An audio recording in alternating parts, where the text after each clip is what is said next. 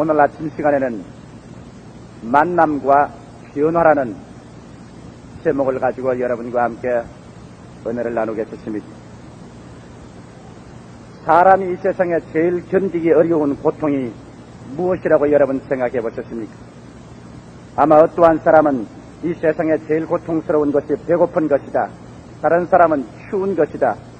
또 다른 사람은 병을 앓는 것이다. 혹은 파산하는 것이다. 고문을 당하는 것이다.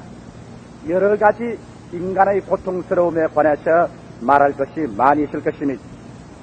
물론 여러분, 고통을 당하는 당사자는 다른 사람의 어떤 것보다 절박하게 자기 고통이 제일 괴로울 것입니다.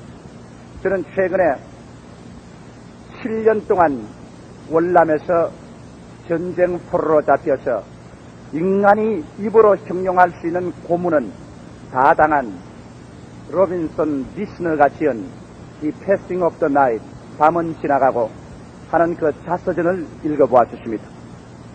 저는 그 자서전을 손에 들고 난 다음 마지막 페이지를 덮을 때까지 너무 마음이 그게 흥미진진하고 또 그 사항에 깊이 관심이 있어서 책을 덮을 수가 없었습니다. 거기에 보니까 월남 포로로 잡혀간 그 미군 로빈슨 리스너 준장이 비행기에서 총탄을 맞아 락가산으로 떨어지는 그때부터 시작해서 7년 동안 월남 공산군들이 그에게 가하는 고문이라는 것은 자관 인간의 말로서 만들어낼 수 있는 고문은 다 했습니다.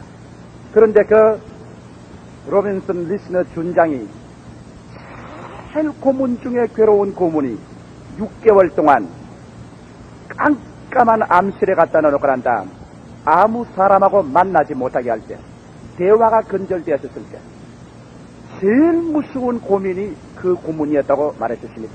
그런 6개월 동안 암흑천지에 들어앉아 아무하고도 말할 수 없는 그런 곳에서 그 마음이 미쳐날 것 같은 그 고민과 몸부림은 도저히 어떠한 육체적인 고문도 거기에는 비견할 수가 없었다고 말했습니다.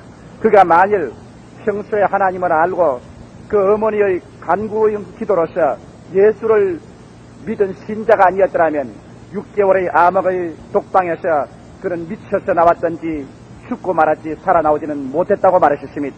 그러나 가장 어둡고 처절한 가운데 그는 하나님께 기도할 수 있었고 기도로서 순간순간 1분을 매달려가면서 6개월을 지내서 그 생명을 살아났다는 것을 읽어보한 것입니다. 사람이 가장 무서운 것이 고독입니다. 이러기 때문에 오늘날 자살하는 사람들 대개 그 유서를 보면은 이 장글 같은 세상 속에 수많은 인파 속에도 사회적인 무서운 고독으로 몸부림치다가 내가 설 곳은 어디냐 부러지고 자기 생명을 스스로 끊는 것을 볼 수 있는 것입니다. 이러므로 사람은 이 세상에 태어날 때부터 벌써 만남과 대화를 갖고 살도록 인간은 지어진 것입니다. 만남과 대화는 인간을 변화시키는 것입니다. 우리는 이 세상에 제일 처음 고고의 생명을 부르짖으며 부모의 품에서 태어났었을 때 우리는 부모와의 만남과 부모와의 대화를 통하여 우리 인격이 형성됩니다. 여러분, 사람을 만난다고 하는 것은 길거리에 그저 사람들이 지나가며 어깨를 스치고 가는 것은 만남이 아닙니다. 만남이란 내 인격적인 실제와 상대방과의 서로의 부딪힘이 있어야 되는 것입니다. 그래서 주고받는 것이 있어서 서로 상호간에 깊은 영향력과 변화를 가져오는 것이 만남인 것입니다. 이러므로 오늘날 우리의 인격 형성에 있어서 우리 아버지와의 만남, 우리 어머니와의 만남, 부모와의 만남을 통하여 우리의 현실적인 인격이 형성되는데 최대한 영향력을 미친 것입니다. 우리가 성급한 인격이라든지 멸시당한 인격, 짓눌린 마음의 불만과 욕구 불만으로 꽉 들어찬 인격이 되었든지 그렇지만 고매한 인격, 역경을 이겨나갈 수 있는 신뢰감, 또 열심히 학구적이고 양심적인 생활, 이러한 여러 가지 인격적인 바탕이 부모와의 만남에서 그 심령 속에 이루어지는 것입니다. 사람이 부모와의 만남에서 자의식을 개발하고 자기를 발견하고 난 다음 그 다음에 국민학교, 중학교, 고등학교, 대학을 다니면서 선생과 친구들과의 대화와 만남을 통하여 그들 인격의 변화를 받지만은 그러나 사람이 그 다음 제2단계로 가장 깊은 영향력을 받는 것은 부부의 만남에서 깊은 변화를 받습니다. 한 남자는 여자를 만나고 여자는 남자를 만나서 서로 부부가 이루어지고 한 지붕 밑에서 같은 밥솥에서 밥을 먹으며 같은 생활을 하는 동안에 부부의 만남은 그 대화는 사회적인 자의식을 깊이 느끼게 해주는 것입니다. 그래서 자기의 권리를 양도할 것은 양도하고 주장할 것은 주도하고 자기를 죽여야 될 것은 죽이고 참아야 될 것은 참고 부부와의 대화 속에서 새로운 인격이 형성되는 것입니다.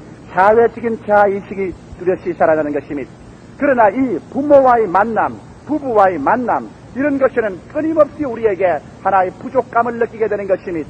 우리는 거기에서 만족하지 않냐고 그 무언지 모르게 그를 뛰어넘어 다른 하나의 세계를 갈구하고 동경하는 마음이 우리 마음속에 끝이지가 않은 것입니다. 왜냐하면 인간과의 만남에는 어디까지나 유한한 인간적인 것이요 또 한정된 것이요 부족한 것입니다. 무한하고 영원하고 완전하지가 않습니다. 인간의 끝없는 동경 이것은 부모에게나 부부에게서 도저히 만족을 얻을 수 없는 찾는 인격의 만남 이것은 하나님과의 만남에서 비로소 해결될 수 있는 것입니다.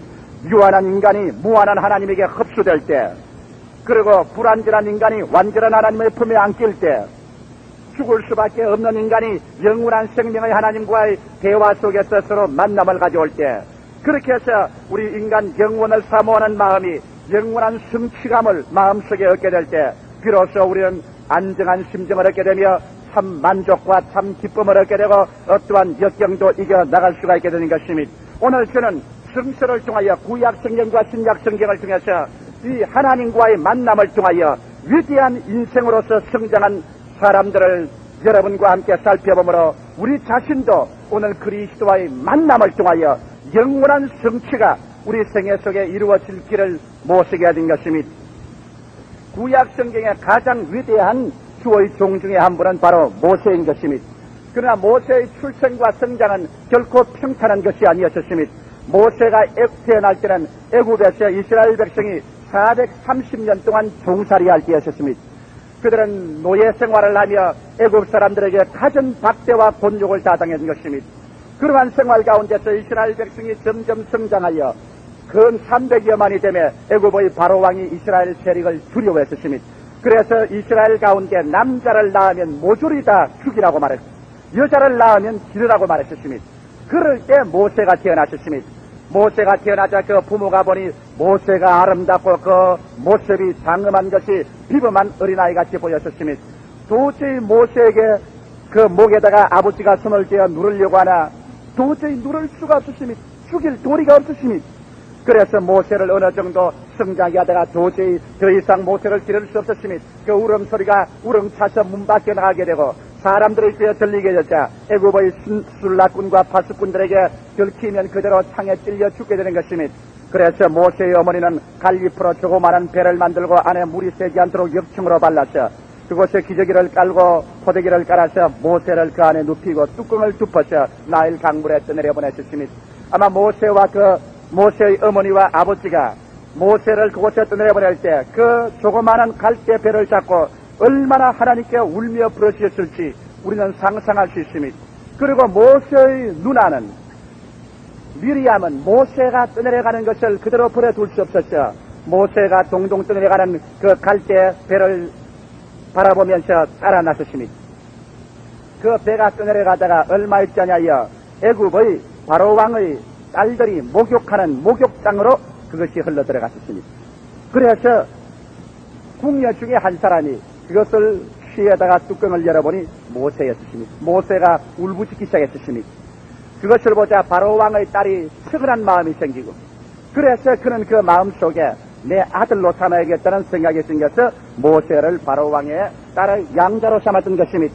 그러나 아직 모세 그 바로왕의 딸은 젖을 먹일 수가 없으므로 유모를 구할 때 바로 모세의 누나인 미리암이 거기에 서 있다가 유모를 구해주겠다고 자청했었습니다.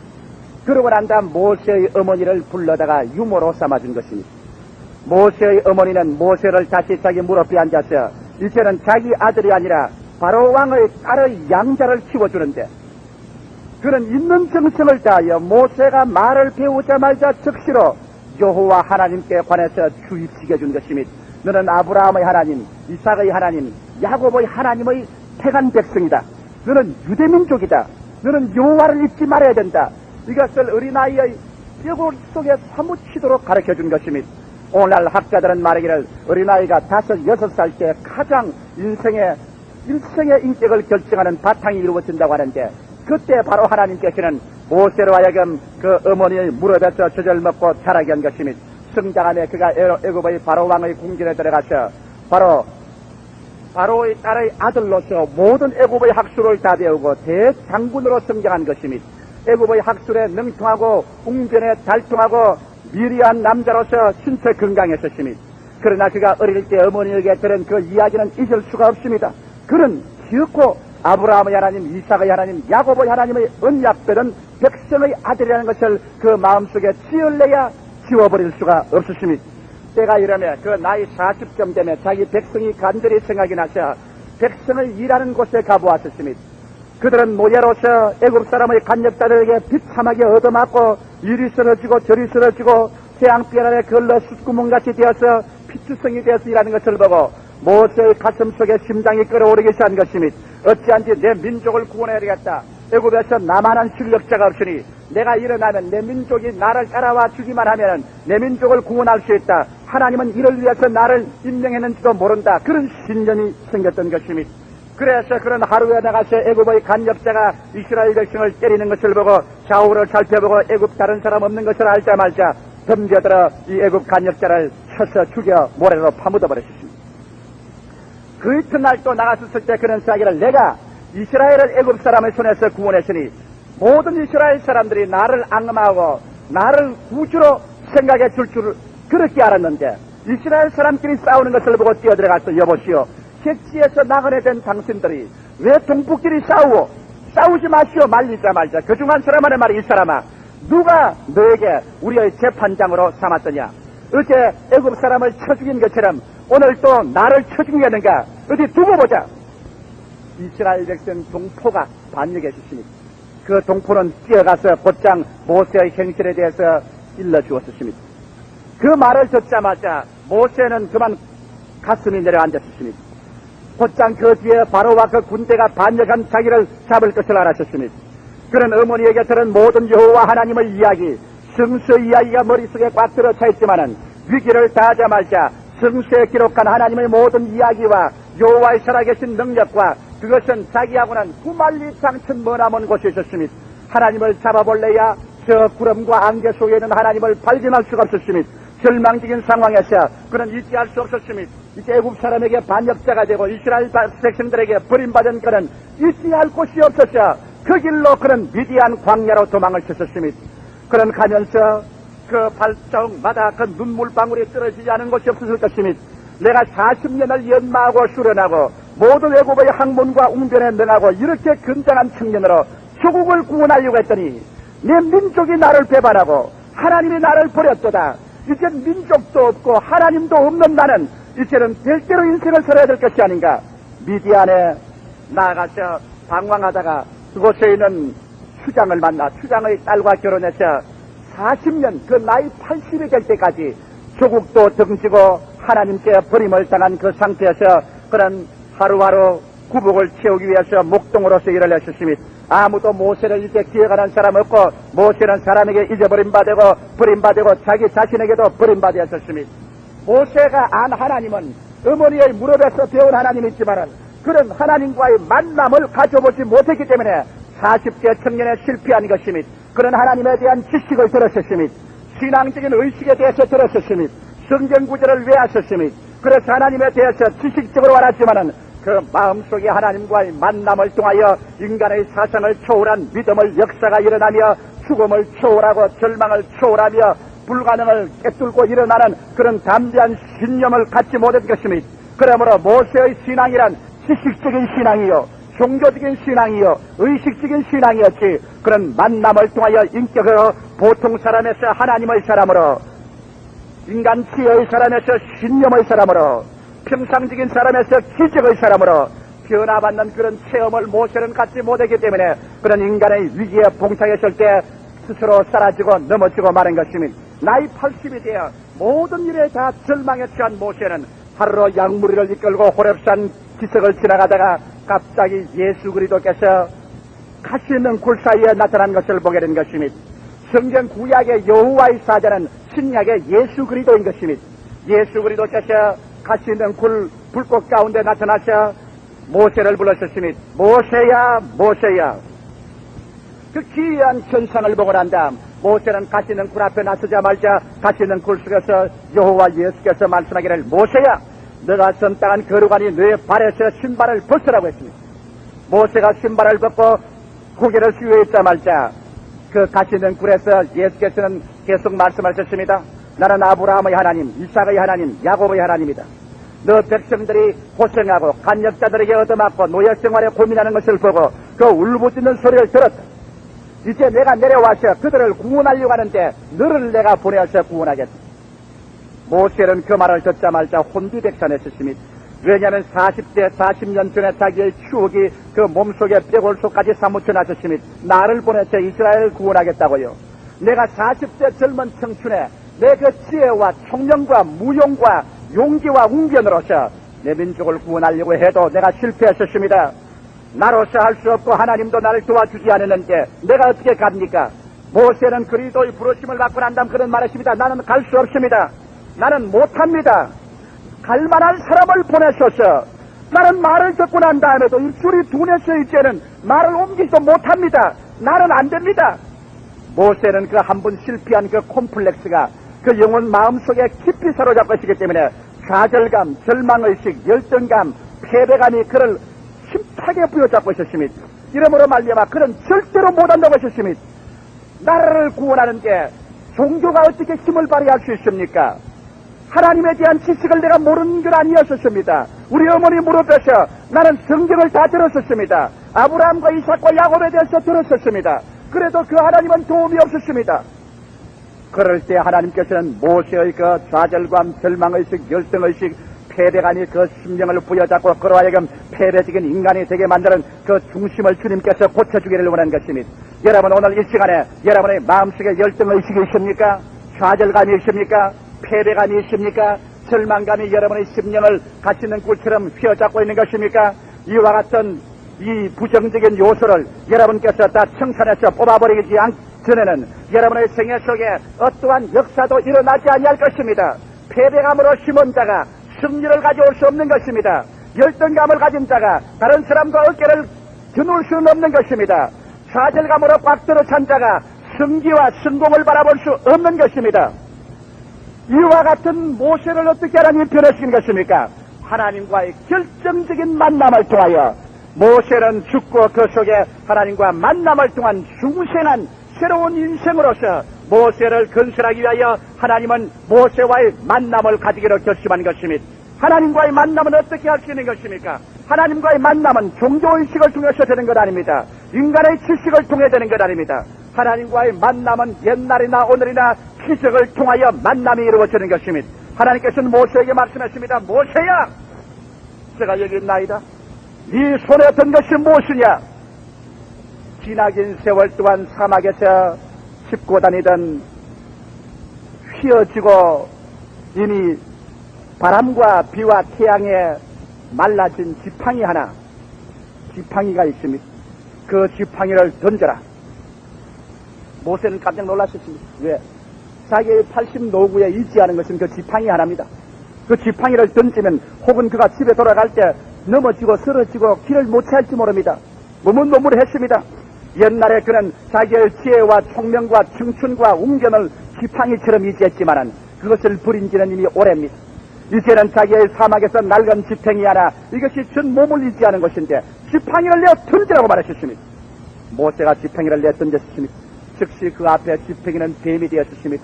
사막의 사나운 뱀이 되어 혀를 날름거리며 틱틱 소리를 내면서 몸을 꿈틀거리고 모세를 향해서 몸을 꿈틀거렸습니다. 모세는 너무나 놀라서 그 몸을 피했었습니다. 이럴 때 모세는 그 가슴 속에 놀란 심정 속에 하나의 영상이 떠올랐을 것입니다. 저것 보아라, 내가 저렇게 의지하던 지팡이가 뱀이 되다니. 그렇다면 내가 40청춘에 내가 의지하던 그 학문과 그 지식과 인간의 지혜와 총명과 인간의 수단과 방법도 결국 저 뱀이었구나. 내가 인간을 의지한 결과로 오늘날 40년 동안 이 광야에 서득이는 인간이 되고 말았지 않느냐.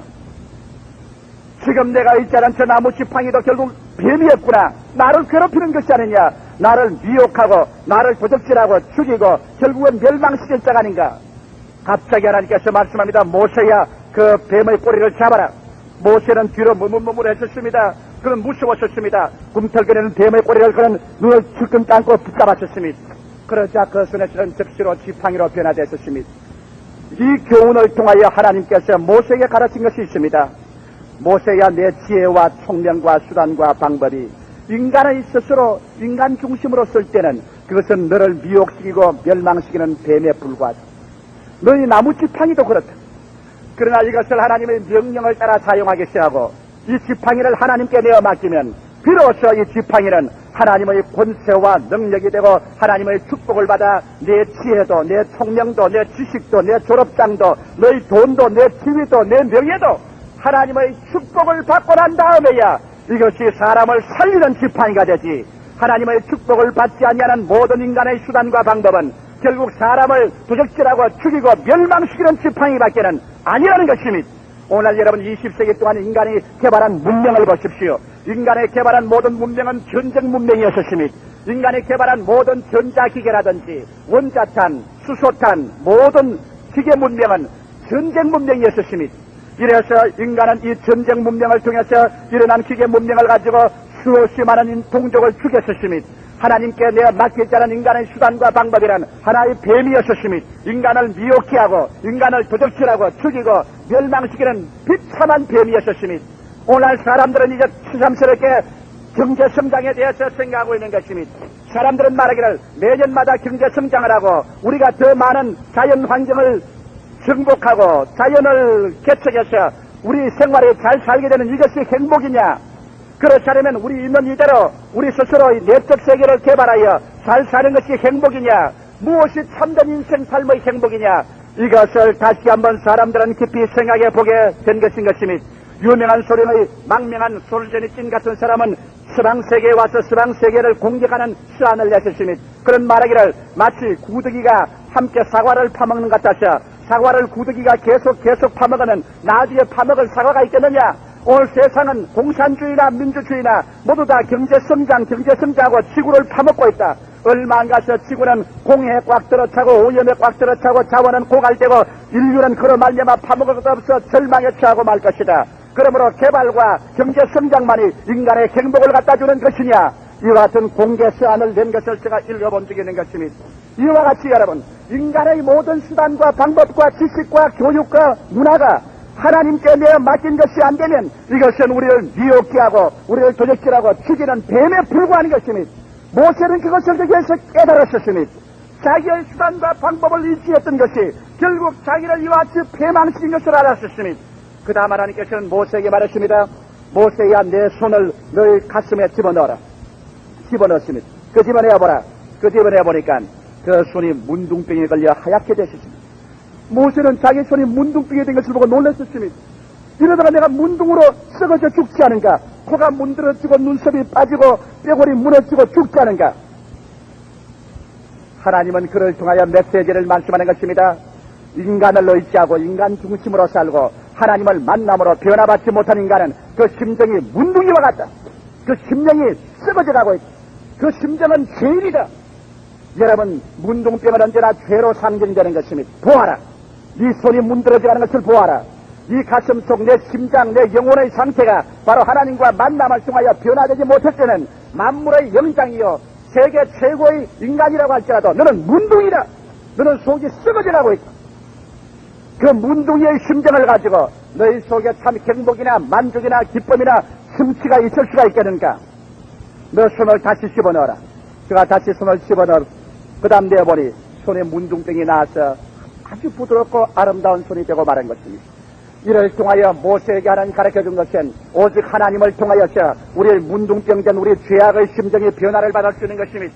술 주정뱅이가 착한 남편과 착한 아버지가 되고 아편 중독자가 정상적인 사람이 되고 음란과 방탕한 자가 가정으로 돌아와서 정상적인 가정생활을 하고 죄악과 살상을 하던 사람들이 변화되어 온순하고 부드러운 사람이 되는 문둥이가 변하여 치료함을 받는 능력은 하나님과의 만남을 통하여 이루어질 수 있다는 것을 하나님께서 모세에게 보여주셨습니다. 이러므로 말미암아 모세는 이 하나님의 만남을 통하여 그 지팽이 사건과 손의 문둥병이 되었다 낳은 사건을 통하여 그런 새삼스럽게 하나님을 보게 된 것이니 그런 그를 통하여 하나님을 체험하게 된 것이니 하나님과 만나게 된 것이니 모세는 즉시로 이제 자기의 수단을 의지하지 않고 하나님을 의지하고 자기의 심정이 패배와 낭패와 절망과 좌절감과 열등의식으로 꽉 들어선 그 심령이 문둥병된 심령이 그런 하나님과의 만남을 통하여 갑자기 성령의 역사가 일어나자 새로운 마음이 되었었습니다. 용기와 희망과 기도와 신념이 그 속에 들어왔었으니 모세는 40대에 패배하여 실수하던 그에게 80 노구의 그 마음속에 새로운 생기가 들어왔었으니 할 수 있거든이 무슨 말이냐. 믿는 자에게는 능치 못하심이 없나니라. 내 믿음대로 될지어다. 하나님은 어제나 오늘이나 영원토록 동일하시느니라. 아마 여러분 가운데 종교적인 가정에서 태어난 사람도 있을 것입니다. 어릴 때부터 부모에게서 신약, 신구약을 다 들었을 것입니다. 찬송을 귀에 익혔을 것입니다. 종교의 의식을 통했을 것입니다. 성찬에 참여했을 것입니다. 예배당에 왔다 갔다 했을 것입니다. 목사집에 다녀러, 장로집에 다녀러, 군사집 다녀러, 평신도로 여러분이 성장한 사람도 있을 것입니다. 그러나 여러분의 마음 가운데 지금 이 시간에도 좌절감이나 열등의식이나 패배감이나 혼돈이나 희망이 없는 절망의식이나 이런 것이 여러분의 중심을 붙잡고 있다면 여러분의 종교는 여러분의 머리 속에 있었지 여러분의 가슴 속에 변화시키는 모세와 같이 하나님과의 만남을 가져오지 못한 것입니다. 오늘 이것이 종교적인 병폐인 것입니다. 수많은 교회가 있습니다. 한국에 400만 성도가 있습니다. 그러나 이 수많은 사람들이 종교적으로 의식적으로 습관적으로 교회에 나오고 그래서 그들이 애국 군대를 만나면 여기서 쓰러지고 저기서 패배하고 이리 도망치고 저리 도망치고 그들은 창조적이고 승리로운 인생을 살지 못하는 이유가 어디 있는 것입니까? 그들은 하나님과의 만남을 가져오지 못한 것입니다. 하나님과의 만남은 여러분 지식으로 이루어지는 것은 아닙니다. 의식을 통해서 이루어지는 것도 아닙니다. 하나님과의 만남은 여러분 모세와 같이 기적으로 이루어지는 것입니다.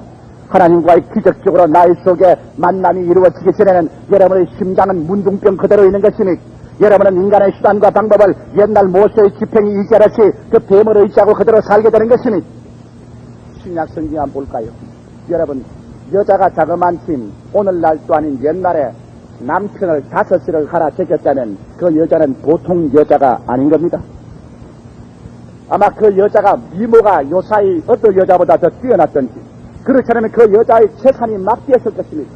그렇지 않고야 남편을 한 사람 데리고 살다가 시련이 겟아웃하고 차버리고 두 번째 모셨다가 안 되니까 밀어 제껴버리고 세 번째 구했다가 안 되니까 물러가라 하고 네 번째 갔다가 안 되니까 떠나가라 하고 다섯 번째 살다가 안 되니까 너하고 안 살겠다 말하고 여섯 번째 남자를 갈아 제낄 수 있는 여장부라면 그 보통 여장부가 아닙니다. 그런 여자의 가슴을 무엇으로 녹이겠습니까? 그런 여자의 가슴 속에 무슨 행복을 갖다 줄 수 있겠습니까? 그 여자는 벌써 모든 사람에게 유명했었으니 그 여자는 부끄러움도 잃어버린 지 오래입니다. 오직 그 가슴 속에 나는 인간으로 태어나서 인간의 사는 목적이 무엇인지 삶의 만족이 뭔지 찾아야 되겠다. 사회 전통이나 의식이나 이것이 나를 살릴 수는 없다. 그 무언지 모르게 짜릿한 것, 그 무언지 모르게 삶의 목적, 그 무언지 모르게 나로 하여금 참 살 가치가 있다고 나로 아침에 깨어나게 하고 저녁에 잠자리에 만족으로 들어가게 하고 나로 밥을 먹게 하고 일어나 활동할 수 있는 그 무엇을 얻어야 되겠다. 많은 사람이 사마리아 여자를 상류라고 욕을 하지만은 나는 욕을 안 합니다. 용감한 여자입니다. 그런 성실한 인생을 추구하는 철학도였었습니다. 그런 삶의 목적을 발견하기 전에는 일부러 후퇴하지 않겠다는 투철한 결심을 가진 여자입니다. 성경에 보십시오. 예수께서 갈릴리를 떠나 사마리아로 가야만 하겠는지라. 예수님은 그 여자의 마음을 알았습니다. 그래서 예수님은 그 여자를 만나서 변화시켜야 되겠다. 가야만 한다. 나는 결코 그 길을 가야 한다. 이른 아침에 예수께서 일어나서 강행군을 하니 제자들이 따라오는데 주님 아침밥도 안 잡수시고 이렇게 강행군을 하시면 어떻게 합니까? 주님은 그 말을 들은 채 많겠습니다. 강행군에 그런 오전 12시 태양이 내려 쬐이고 목이 말라서 가라는 그 시점에 수가성 우물가에 와서 앉았습니다. 제자들은 허기증이 나서 주님이야 어떻게 되는지 다 제껴놓고 난 다음 사마리아로 밥 먹으러 들어갔었을 때 예수님은 그 누구를 기다리는지 띠아 끝에 앉아서 우물에서 누구를 기다리고 있습니다. 그리스도는 만남을 찾고 있습니다. 여기에서 만남을 찾고 있습니다. 얼마 전에 한 여자가 걸어 나옵니다. 그는 물동이를 어깨에 걸머쥐습니다. 그러고 난 다음 그는 저 발밑까지 끓이는 사리를 입고서 걸어 나옵니다. 그는 벌써 사람들에 대해서 무관심합니다. 그가 우물가에 나왔는데 젊은 예수께서 그 우물가에 앉아있어도 이 여자는 그들도 보지도 않습니다. 그는 관심 없습니다. 너희 남자들 100명 와봐라 관심 없다. 내가 5끼나 갈아 새겨봤자 심통치 않더라. 그 여자에게는 남자의 가치란 이젠 제로로 떨어지고 말한 것입니다. 예수가 아무리 앉아있어도 못 본 채 합니다. 그는 물을 들으려고 합니다. 그때 예수님은 이제 대화를 시작해서 만남으로 이끌어져 가는 겁니다. 여러분, 그 여자가 예수를 그 자리에서 만났습니다. 그러나 그것은 만남이 아닙니다. 여러분이 교회에 왔습니다. 이것이 그리스도와의 만남이 아닙니다. 여러분이 찬송을 불렀습니다. 그것이 만남이 아닙니다. 여기에 그리스도와 이 사마리아 여자와의 만남을 보십시오. 인간적 육신으로는 1대1의 정면에 섰으니 서로 만났다고 할 수 있지 않겠습니까? 그러나 그것은 만남이 아닙니다. 만남이란 이야기에 기브 앤드 테이크가 있습니다. 내가 무엇을 주고 내가 무엇을 받아 그러 말미암아 내가 변화를 받고 너가 변화를 받고 새로운 창조적인 역사가 일어나는 이것이 만남이지 그저 가서 구경하고 오는 것은 만남이 아닌 것입니다.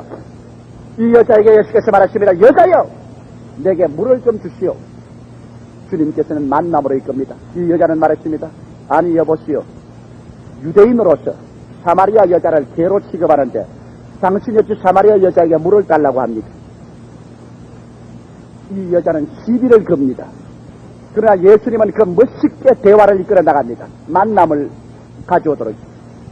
내가 누구인 것과 여보, 당신에게 물 좀 달라는 것이 누구인 줄 알았더라면 당신이 구했을 것이요. 내가 영원히 목마르지 않은 생수를 당신에게 주었을 것이요. 그러자 여자가 그 말을 듣자 깜짝 놀랐습니다. 이 사람이 정신 빠진 소리 하는구나. 여보시오, 이 우물은 우리 조상 야곱이 팠고 그와 그 자손들과 짐승이 다 먹었어. 이 우물은 깊어요. 당신 물들 다래밖에 없으면서 내게 무슨 물을 준단 말이요. 시비를 또 걸고 달라들었습니다. 이 여자는 눈살은 까납게 올라갔었습니다. 예수님 그리스도를 향해서 째려보았었습니다.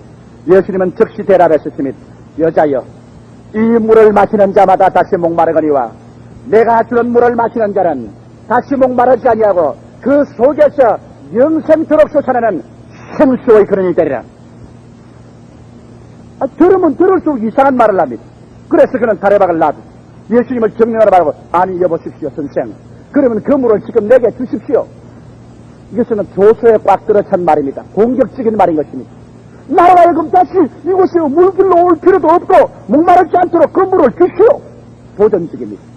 그럴 때 예수님은 또다시 한 단계 더 깊은 만남으로 이끌어갑니다. 들으시오. 조건이 있습니다. 당신 남편을 데리고 오시오. 그 여자의 가장 아픈 곳에 예수님께서 핵심으로 찔렀습니다. 그 여자의 죄책을 불러일으키는 아픈 곳에 주님께서 손가락을 대셨습니다. 그 여자는 훔칠합니다. 뒤로 한 발짝 물렀습니다. 예수님을 다시 한번 아래로 훑어봅니다. 그러고 난 다음 하는 말이 꿰뚫어지는 예수 그리스도의 눈을 바라보고 난 다음 자기의 온 전신이 벌거벗은 것 같이 숨길 수 없는 것을 알자 나는 남편이 없습니다. 그 여자는 고개를 떨어뜨렸습니다. 그럴 때 예수께서 부드러운 음성으로 말했습니다. 여자여 옳소. 당신은 남편이 없다는 말이 정직하오. 당신 5 남편이 있었소. 지금 있는 남편은 6째인데 당신 남편이 아니요. 그 여자가 깜짝 놀라서 고개를 들어 예수를 쳐다보고 정색을 합니다. 아니, 내가 보니 선생님은 선지자시군요. 내 모든 것을 다 아시니 선지자군요. 그러고 난 다음 이 여자는 이제 대화를 다른 곳으로 끌어서 예수 그리스도를 끌고 나가려고 합니다. 우리 사마리아 사람은 이곳에서 하나님을 예배할 곳이 있다는데 당신네 유대인들은 예루살렘에서 예배할 때가 있답니다. 예배론으로서 끌고 나가려고 합니다. 그럴 때 예수님은 또다시 만남으로 이끌어 들어가는 것입니다. 이 여자에게 뭐라고 했습니까? 여자여, 이제는 사마리아에서도 말고 예루살렘에서도 말고 예배하는 자가 신령과 진정으로 예배할지니 이제 하나님께서는 신령과 진정으로 예배하는 자를 찾습니다. 그러자 이제 만남의 초점에 도달해 오는 것입니다. 여자가 예수를 쳐다보고 그 의미를 알 수가 없었어. 나는 그런 복잡한 건 모릅니다. 내가 듣기에는 메시아가 온다고 하는데 메시아가 오시면 그 모든 것을 우리에게 가르쳐 주리이다. 그때 예수께서 말씀하기를 정색으로 여자를 돌아보고 예수님의 눈과 그 여자는 마주쳤었으니 예수님의 눈에는 불꽃이 튀었었으니 이 여자는 예수님의 눈에 완전히 사로잡혔었으니 예수께서 말하기를 당신이 보고 대화하는 이 사람이 바로 예수 그리스도 메시아라. 그 말을 듣자마자 이 여자의 마음속은 활짝 열려버리고 마는 것입니다. 이 여자는 즉시로 그 자리에서 예수 그리스도가 메시아인 것을 알고 자기의 가슴속에 그리스도를 모셔드리자마자 그 억눌러고 억압되고 절망과 권태와 슬픔에 꽉 들어찬 그 가슴속에 성령의 바람이 불어와 그것이 다 제껴지고 생수의 우물이 터져서 샘이 솟아오르기 시작하는 것입니다. 그의 마음속에 찬미와 예배와 감사의 기적이 일어난 것입니다. 그리스도와의 만남은 기적을 수반하는 것입니다. 그리스도와의 만남을 통하여 여러분의 심령 속에 생수의 강이 터지는 기적이 일어나지 않다면 이것은 가짜입니다. 이것은 형식인 것입니다. 이것은 의식인 것입니다. 이 사마리아 여자가 남편을 다시 갈면서도 그런 종교적이었습니다. 그런 우리는 여기서 예배하고 당신은 예루살렘에서 예배합니다. 나는 메시아가 오기를 기다립니다. 종교론을 펼 수가 있었습니다. 그러나 그 종교론을 편다고 해서 그가 그리스도와의 만남을 가진 것은 아닙니다. 이 여자가 그리스도와의 만나자마자 그의 생애에는 전율적인 변화가 왔습니다. 그의 문둥병된 심장에 치료의 역사가 다가왔습니다. 그 인간을 이지해서 만족을 얻으려고 하던 그 지팡이가 뱀이 변하여 하나님의 축복의 지팡이로 변화된 것입니다. 즉시로 그는 그만 물동이를 내버려 두었습니다. 그는 예수 그리스도를 만나고 난 다음 그 벅찬 기쁨을 혼자 감출 수가 없었습니다. 남에게 이야기해야 되겠습니다. 남에게 발표해야 되겠습니다. 남에게 외쳐야 되겠습니다. 여러분이 예수를 믿고 충성했다고 하면서 아직까지 이웃 동료나 이웃 사람이나 내 친구에게 예수 믿는 증거를 입을 열어 할 수 있는 그러한 마음의 폭발이 일어나지 않았다면 여러분은 아직까지도 그리스도와의 만남을 가까이 왔을지 몰라도 만남을 갖지는 못했었습니다. 왜냐하면 이 다섯 남편을 바꾸어 제낀 창녀인 사마리아 여인이 그리스도를 만나자마자 그 마음에 폭발하시 일어나는 기적적인 체험, 이것이 바로 80 노구의 모세로 하여금 저 사막을 떠나서 애굽으로 향해서 진지하게 만들어졌으며 이러한 마음의 폭발적인 변화야말로 이 다섯 남편을 갈아 씻긴 창녀인 사마리아 여인으로 하여금 물동이를 버려두고 사마리아 시내를 향하여 질주하여 들어가게 만들어낸 것이니 이러한 변화가 여러분 가슴속에 있습니까? 이러한 영적인 역사가 여러분 심령속에 일어나셨습니까? 이러한 생수가 여러분 가슴속에 터졌었습니까? 여러분이 지금까지 예수를 믿는다고 하면서 자기 가족에게 입을 열어 예수를 전도 한번 해보지 못하고 자기 직장 동료에게 나는 예수 믿는다는 그 즐거움을 한마디 말해보지도 못했다면 여러분은 만남을 가까이 왔을지 몰라도 아직 그리스도와의 만남을 갖지는 못한 것입니다. 그런 사마리아 시내로 뛰어들어갔습니다. 모든 사람이 그 여자를 보자마자 놀랐습니다. 누가 창녀의 말을 들어주겠습니까, 여러분? 누가 다섯 남편을 갈아제낀 여자의 말을 듣고 따라 나오겠습니까? 그러나 이 여자의 모습에는 변화가 다가왔습니다. 그 눈에 깊은 검은색이 두드러졌던 그 눈에는 별빛같이 빛이 나기 시작했습니다. 어두운 그림자가 쓰러 풀어 죽죽하는 그 얼굴에는 찬란한 흰 광채가 났었습니다. 그의 모습에는 청년할 수 없는 평안과 기쁨과 소망이 넘쳐났었습니다. 그 음성조차 새로운 생기가 드러났었습니다. 그런 사람들에게 있었습니다. 여보시오 와보라. 내가 메시아를 만났다. 그런 나에 대한 모든 과거를 다 말해치더라. 메시아를 만났다. 사람들은 갑자기 창녀 염색에 귀를 기울이기 시작한 것입니다. 옛날에 힘을 빼앗고 옛날에 조수하고 옛날에 돌을 던지는 그 사람들이 이 창녀의 얼굴을 쳐다보고 놀랐었습니다. 그의 눈동자, 그의 모습, 그 입술의 말, 그 행동에 끌렸었습니다. 일하던 사람은 일손을 거쳤습니다. 주부들은 집에서, 목수는 목표 연장을 두고, 밭에서 일하던 사람은 연장을 밭에 내버려 두고, 공장에서 일하는 사람은 그 자리에 떠나서 이 여자를 따라 큰 무리가 수가성 우물가로 때를 지어서 오게 된 것입니다. 예수님이 그곳에 기다리고 있는 곳으로 이 여자의 인도를 받아 따라 나서게 된 것입니다. 왜?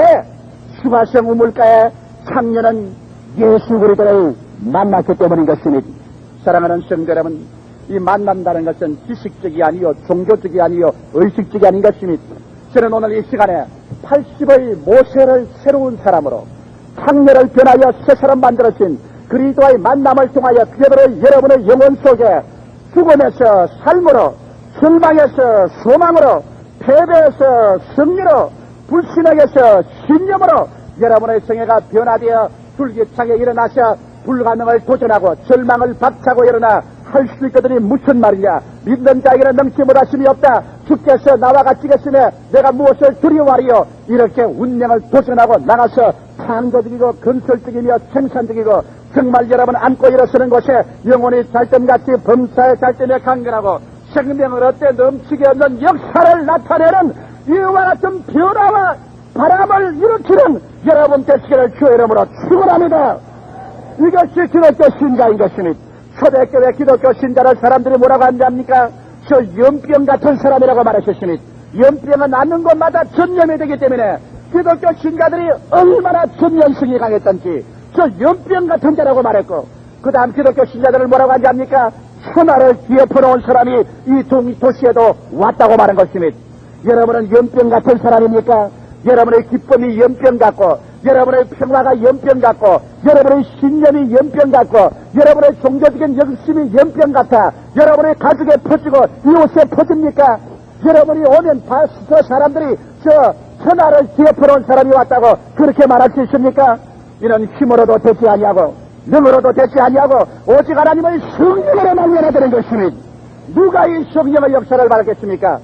그리스도와의 만남을 통해서 가질 수가 있는 것입니다. 사람들은 질문할 것입니다. 그리스도와 만나고 싶어도 예수 그리스도가 어디 있는지 어떻게 압니까? 여러분, 오늘 예수 그리스도는 가시는 굴에서 다시 나타나지 않을지 모르겠습니다.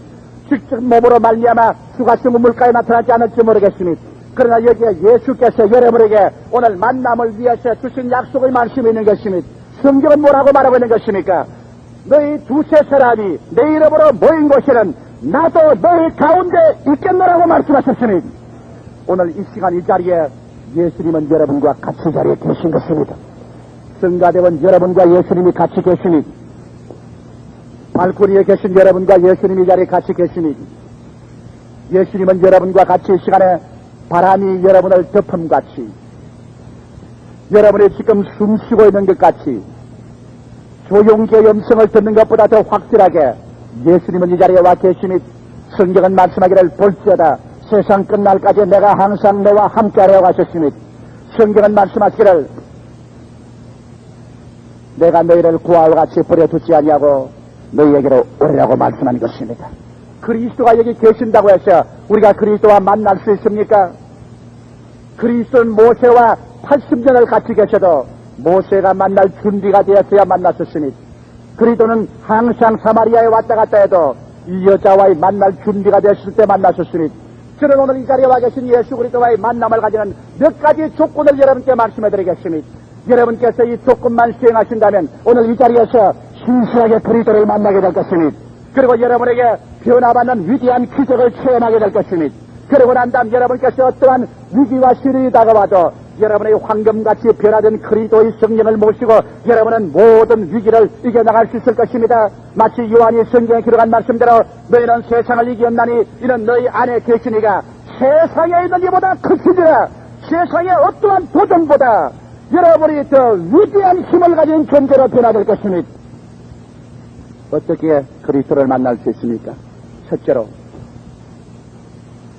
이 여자가 자기 남편이 다섯이 있었다는 것을 고백하는 것이 필요했습니다.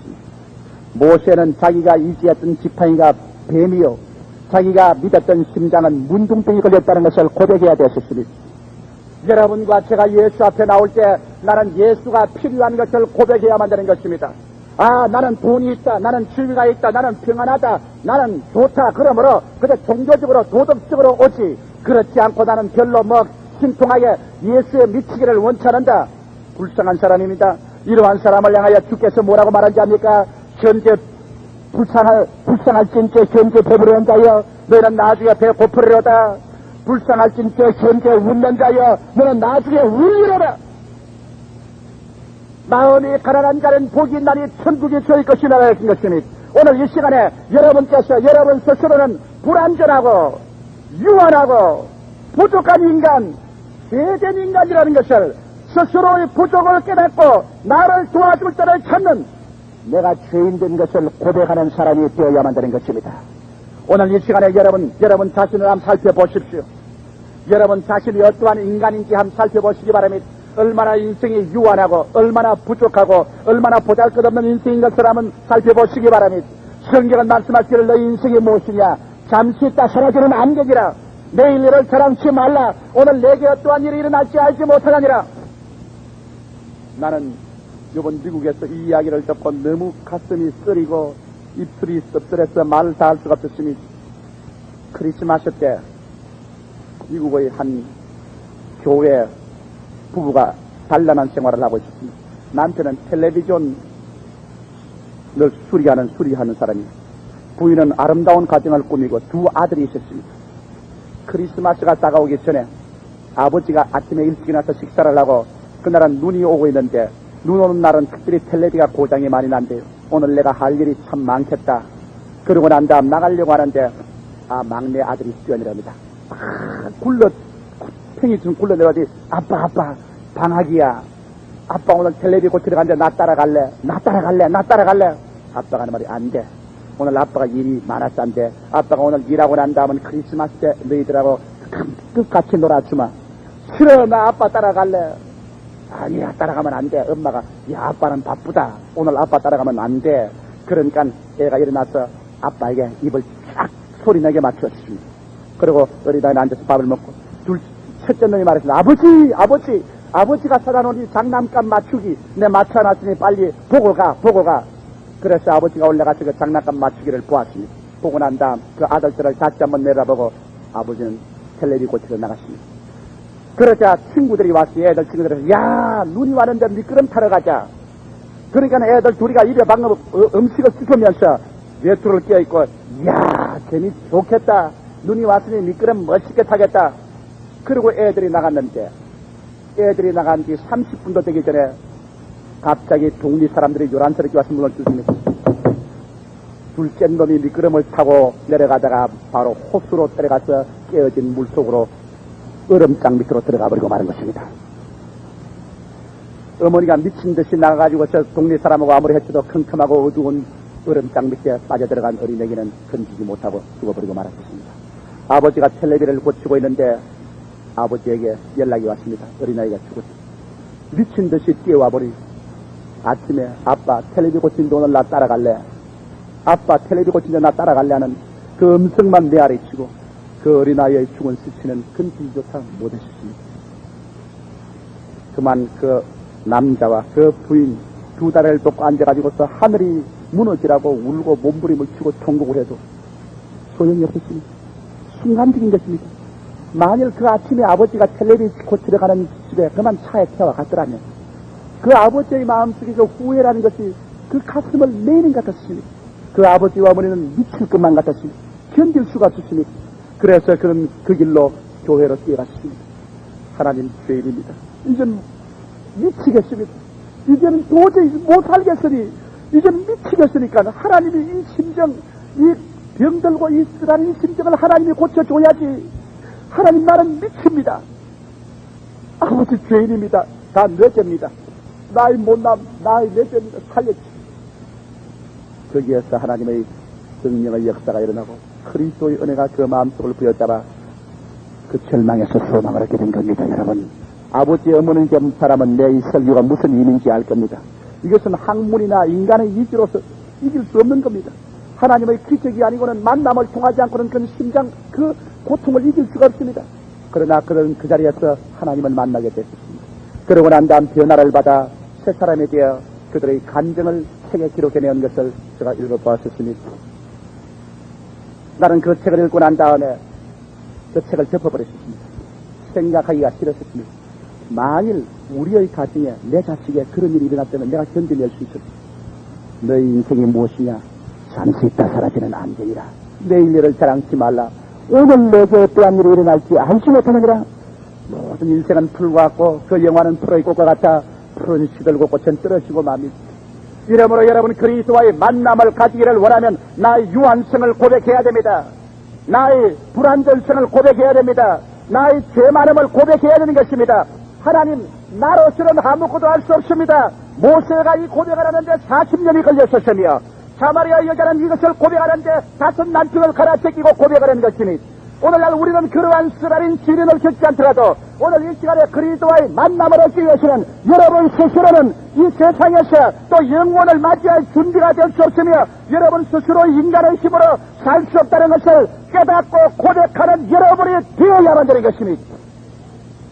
이것을 고백하기 전에는 그리스도는 여러분 곁에 와 있어도 만나만 있을 수가 없는 것입니다. 둘째로 여러분이 쳐다봐야 될 것은 예수 그리스도의 십자가의 계속을 쳐다봐야 되는 것입니다. 나는 죄를 짓고 불의하고 추악하고 버림을 받아야 마땅합니다. 나 같은 사람은 그리스도 앞에 설 자격이 없습니다. 나는 그리스도가 필요하지만은 어떻게 그리스도를 모셔드릴까요? 그때 여러분 눈을 들어서 그리스도의 십자가를 쳐다봐야 되는 것입니다. 여러분은 인간의 이론이나 지식이나 학문을 초월해서 하나님이 주신 선물을 쳐다봐야 되는 것입니다. 머리에 가시관을 짓눌러 쓰시고 양손과 양발에 제못을 박히고 입은 것 다 찢기고 피를 흘리며 쓰러져 십자가에 못 박힌 그 모습을 쳐다보고 그게서 울려나오는 선지자의 음성을 들어야만 되는 것입니다. 제가 찔리면 우리 허물을 인하며 제가 상하면 우리 죄악을 인하니라. 제가 징계를 받음으로 우리가 평화를 누리고 제가 채찍에 맞음으로 우리가 나음을 입었도다. 우리는 다 어린 양같이 그렇게 행하여 각기 제 길로 갔거늘 여호와께서는 우리 무리의 죄악을 크게 담당시켰도다. 여러분과 나를 대신해서 십자가에 못 박혀 피 흘린 그리스도를 쳐다봐야 되는 것입니다. 그러고 난 다음 거기에서 울려나오는 그리스도의 음성을 들어야만 되는 것입니다. 수고하고 무거운 짐진 자들아 다 내게로 오라. 내가 너희를 편히 쉬게 하리라. 이 음성을 들어야만 되는 것입니다. 그리스도의 초청을 들어야 되는 것입니다. 그리스도가 지금 죄를 짓고 불의하고 추악하며 버림을 받아야 마땅함에도 불구하고 여러분을 찾으시고 부르시는 그 음성을 들어야 되는 것입니다. 세 번째로 여러분은 결정적인 순간으로 그리스도 앞에 나가서 내 모든 인간의 죄를 give and take 다 예수께 내어 맡겨버리고 그리스도의 보혈을 통해 용서하고 구원하시는 그 예수 그리스도를 마음속에 결정적으로 내 구주로 받아들일 때 여기에서 만남이 이루어지는 것입니다. 할렐루야. 내 것은 주고 그리스도 것은 받는 give and take 결정적인 만남이 이루어지면 여러분 마음속에 그 증거로서 성령의 역사가 시작되는 것입니다. 할렐루야. 마음에 하나님의 기쁨, 하나님의 평화, 하나님의 용납함, 하나님의 그 기쁨이 여러분 마음속에 모세의 심장이 문둥병에서 흰살로 변하던 것처럼 이 여자의 가슴 속에 생수가 터져나는 것처럼 그리스도와의 결정적인 만남이 이루어지자마자 여러분 속에 누가 뭐라고 말해도 도저히 부인할 수 없는 마음의 성령의 변화가 일어나기 시작하는 것입니다. 구름은 벗어지고 풍랑은 그치고 마음속에 그리스도가 내 속에 들어왔다. 내 마음속에 다가오는 새로운 생명, 부활의 생명이 심령을 부여잡는 것을 느끼게 됩니다. 이와 같은 여러분 체험을 하고 난 다음에 그 다음 여러분이 더 기도하면 성령의 충만함이 오면은 더 깊은 만남, 더 깊은 교제로 들어가게 되고 여러분은 기었고 변화되어 이제 보통 사람이 아닌 예수의 사람이 되고 마는 것입니다. 육신의 사람이 아닌 신령의 사람이 되고 마는 것입니다. 패배자 아닌 승리자가 되고 마는 것입니다. 좌절감이나 열등의식이 마음에 머무를 수 없습니다. 여러분과 나는 그리스도를 의지하고 승리자가 되고 그들은 승리의 노래를 부르고 승리의 말을 하게 되고 창조적이고 생산적인 기도를 하게 되는 것입니다. 이와 같은 변화가 여러분의 마음속에 결정적으로 다가올 때 여러분은 이제 승리의 생활을 향하여 광야를 떠나 애굽으로 창녀의 생활을 떠나 이제는 승리자로 줄다름질 치는 역사가 여러분의 생애 속에 나타나게 되는 것입니다. 여러분과 내가 이 그리스도의 만남을 가져오기 전에는 여러분의 모든 인간이 모아놓은 힘이나 명예나 돈이나 좋은 집은 뱀으로 변하던 모세의 막대기에 불과한 것입니다. 이러한 것은 여러분에게 눈으로 만족하게 보일 것 같지만은 여러분의 심장을 물고 찢는 뱀에 불과하게 되는 것이요 유혹해 하는 것밖에 아닌 것입니다.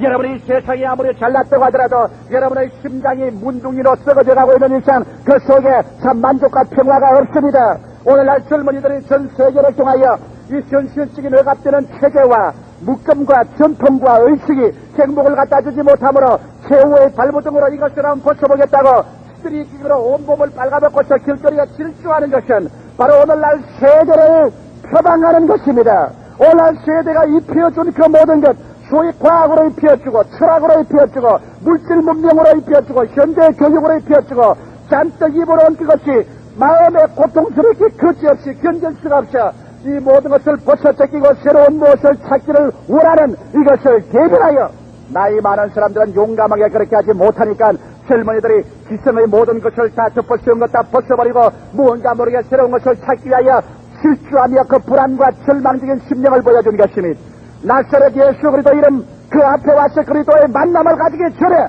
젊은이들은 빨가로 꽂힐 것이요 나이 많은 사람들은 그 영혼의 불거벗은 몸을 가지고서 쉴 곳을 찾기 위하여 만족을 찾기 위하여 스트리 기의 줄다름길을 결코 그치지 아니할 것입니다. 인간에게는 그리스도를 만나기 전에는 쉴 곳이 없습니다. 우리의 스트리킹, 우리의 빨가벗고 줄다름질 치는 우리의 생로는 죽을 때까지 영원한 지옥에까지 계속될 것입니다. 여러분은 그리스도를 만나셨습니까? 오늘 이 시간에 여러분과 내 마음속에 비로소 이제 참 만족과 평화, 참 삶의 목표가 분명하게 되었었습니까? 이제 나는 얻었다. 나는 이제 가졌다. 나는 이제 잡혔다. 나는 이제 내 속에 그리스도가 들어왔다. 나는 이것을 듣고 본 것을 말하지 아니할 수가 없다. 이와 같이 여러분 변화의 역사가 일어나셨습니까? 오늘 예수님은 여러분과 만나기를 원합니다.